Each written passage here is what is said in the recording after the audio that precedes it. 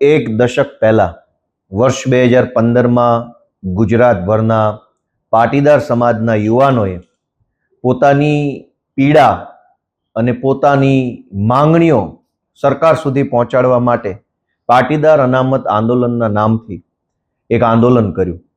સમાજના મારા સહિત લાખો કરોડો યુવાનોની એવી માંગણી હતી કે પાટીદાર સમાજના પાછળ રહી ગયેલા આર્થિક રીતે અને ગ્રામ્ય વિસ્તારોમાં રહેતા યુવાનો યુવતીઓને શિક્ષણ અને રોજગારની તકોમાં અન્યાય થઈ રહ્યો છે અને માટે પાટીદાર સમાજને અનામત આપવા બાબતે કંઈક વિચારવું જોઈએ.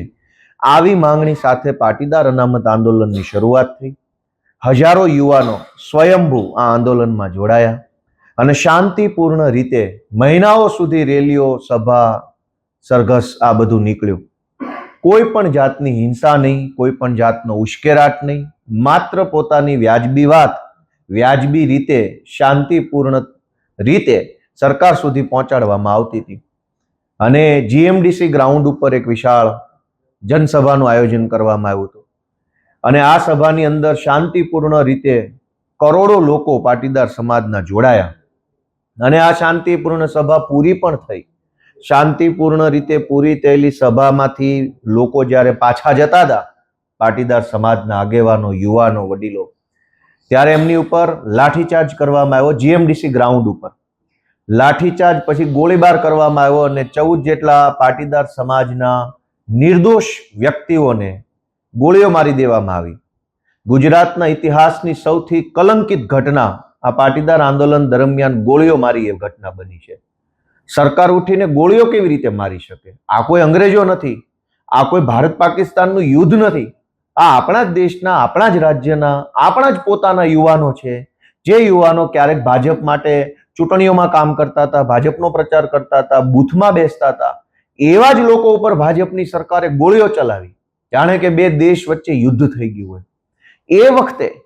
એ વખતના નેતા, હાલના ભાજપના ધારાસભ્ય હાર્દિક પટેલ સહિત હાલના ભાજપમાં જોડાયેલા બધા જ આંદોલનકારીઓએ એક સ્વરે એવું કહેતા હતા કે જનરલ ડાયરના ઈશારે આ ગોળીબાર કરવામાં આવ્યો છે. મુખ્યમંત્રી આનંદીબેન હતા, નીતિનભાઈ હતા અને સમાજ એવું માનતો હતો કે કદાચ સમાજના નાતે મુખ્યમંત્રી કે નાયબ મુખ્યમંત્રી આવું કામ ન કરે, કંઈ પણ ઘટના બને, પણ સમાજના દીકરા દીકરીઓ ઉપર ગોળી ચલાવવાનું કામ નીતિનભાઈ કે આનંદીબેન કરે નહીં, આવું માન્યતા એ વખતે હતી. અને આજે 10 વર્ષ પછી નીતિનભાઈ પટેલે એ વાતનો ખુલાસો કર્યો છે. નીતિનભાઈ અમારા સમાજના પીઢ આગેવાન છે, અમારા સમાજના નેતા છે, એમણે અમારા સમાજને ખૂબ નેતૃત્વ પૂરું પાડ્યું છે. પહેલા તો હું એમનો આભાર માનીશ કે કંઈ વાંધો નહીં, મોડા તો મોડા, પણ સત્ય કબૂલ્યું અને સત્ય સમાજની સામે મૂક્યું, એ બદલ નીતિનભાઈ સાહેબને હું આભાર માનીશ કે સત્ય તો સત્ય છે. 10 વર્ષ વહેલા કે 10 વર્ષ મોડા લોકો સમક્ષ આવ્યું કે આ ગોળીઓ મારવાનો આદેશ દિલ્હીના જનરલ ડાયરે કરેલો. હાર્દિક પટેલ એ વખતે ખૂબ કહેતા હતા અને તમામ આંદોલનકારીઓ કહેતા હતા કે જનરલ ડાયરના ઈશારે આ ગોળીઓ મારવામાં આવી. આ જનરલ ડાયર કોણ? 10 વર્ષે હજુ પાટીદાર સમાજને અને ગુજરાતને આનો જવાબ કેમ નથી મળ્યો? નીતિનભાઈ પટેલ પાસે આજે જવાબ નથી, આનંદીબેન પટેલ પાસે જવાબ નથી કે જનરલ ડાયર કોણ? કયા જનરલ ડાયરે પટેલના દીકરા ઉપર ગોળીઓ ચલાવવાનો આદેશ આપ્યો? હું આજે આખા ગુજરાતના પટેલ સમાજને વિનંતી કરું છું કે આ જનરલ ડાયરને ઓળખો. એ વખતે મુખ્યમંત્રીને ખબર નહીં, નાયબ મુખ્યમંત્રીને ખબર નહીં, ગૃહમંત્રીને કદાચ ખબર નહીં, તો મુખ્યમંત્રીની જાણ બહાર પોલીસ ઇન્સ્પેક્ટર કે એસપી કે આઈજીની હિંમત છે ગોળીઓ ચલાવવાની? તો એનો અર્થ એમ થયો કે પટેલ સમાજના મતના આધારે બનેલી ભાજપની સરકારમાં રહેલા એક જનરલ ડાયરે પટેલો ઉપર ગોળીઓ ચલાવવાનો આદેશ આપ્યો. આ જનરલ ડાયરને સજા કોણ આપશે? આ જનરલ ડાયરને કોણ પકડશે? આ સવાલ આજે પટેલોના મનમાં છે, એક પીડા છે. મારા જેવા અનેક યુવાનો આજે જે ભાજપ સામે લડે છે, એના મનમાં એક ઊંડી આઘાતની લાગણી છે. અમને હજુ દુઃખ થાય છે કે ક્યારે ન્યાય મળશે, ક્યારે જનરલ ડાયરને અમે તે સજા કરાવીશું. આજે અનેક યુવાનો એ પોતે એક મનની અંદર એક આક્રોશ લઈને ફરે છે. અને જો સમાજની માંગણી વ્યાજબી હતી, સમાજનો મુદ્દો વ્યાજબી હતો, તો સરકારે એ વાત માનવી તો પડી જ. પણ પાટીદાર અનામત આંદોલનનો હાથો બનાવી, ઉપયોગ કરી એની અંદર ષડયંત્રો કરી કોઈ જનરલ ડાયરે એ વખતની સરકાર ઉથલાવવાનું કામ કર્યું હોય એવું મારું માનવું છે. એટલે જનરલ ડાયરે નિર્દોષ યુવાનોને ગોળીઓ મરાવી, જનરલ ડાયરે પાટીદાર અનામત આંદોલનનો દુરુપયોગ કર્યો અને આ જનરલ ડાયરે આખા ગુજરાતને ડિસ્ટેબિલાઇઝ કરવા માટેનું કામ કર્યું છે. એ ગુજરાતની જનતા હવે જાણી ચૂકી છે. નીતિનભાઈએ કાલે કબૂલ્યું પોતાના ઇન્ટરવ્યુમાં જાહેરમાં કે નીતિનભાઈએ એસપીને ફોન કર્યો તો એસપી એમની વાત માનતા નહોતા. એસપીની આવી ઓકાત, એસપીની આ હિંમત કે સરકારના નાયબ મુખ્યમંત્રીને પણ ગાંઠે નહીં. એનો અર્થ એમ થયો કે આ સરકાર એ વખતે પણ અને ત્યારથી લઈને આજ સુધી ખાલી કહેવા પૂરતા નામના મોહરાઓ જ છે.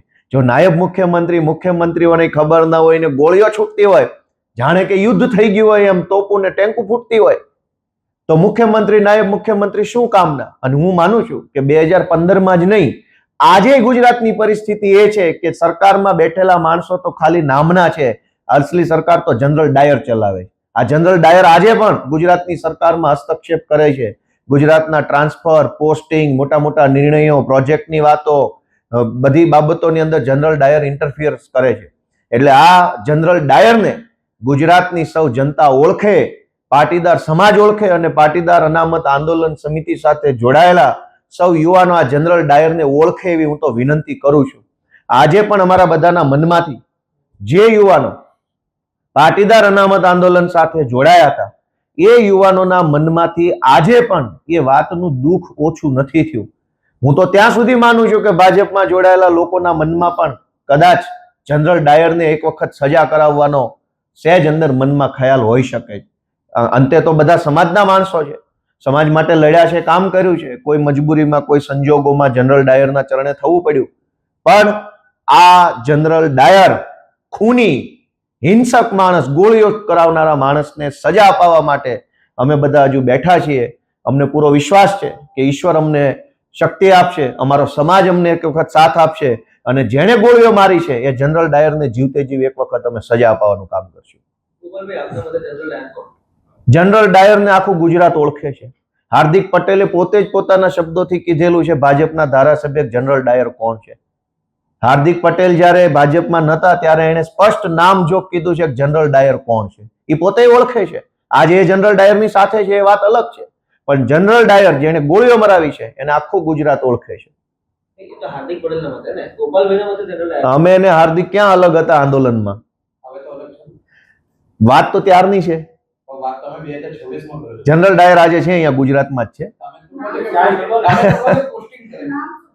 સારા માણસોના નામ લેવાના હોય, જનરલ ડાયરોના નામ ના લેવાના હોય. જે દિવસે અમારી સરકાર બની ત્યારે ખુલ્લેઆમ સજા કરશું ત્યારે તમે જોશો કે આ જનરલ ડાયર હતો.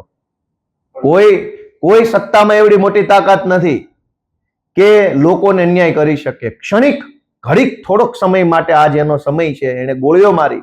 કાલ અમારી સરકાર આવશે, જનરલ ડાયરને બતાવશું કે સત્તામાં તાકાત નથી, તાકાત જનતામાં છે. જનતા અમને આશીર્વાદ આપશે, અમારો સમાજ, અમારો પટેલ સમાજ અમને આશીર્વાદ આપે તે દિવસે જનરલ ડાયરને અમે સીધો કરશું.